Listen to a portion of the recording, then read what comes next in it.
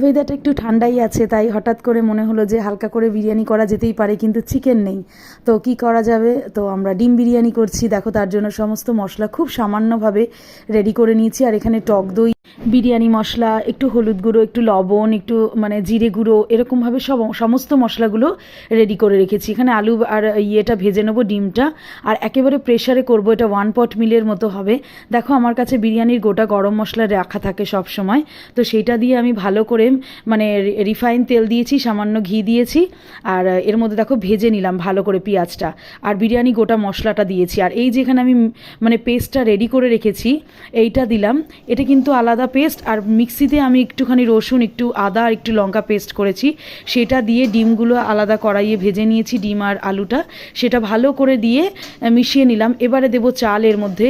আর যতটা চাল দিই, প্রেশারে করলে এরকমভাবে করবে সব সময়, একটা সিটি দেবে, যেহেতু চালটা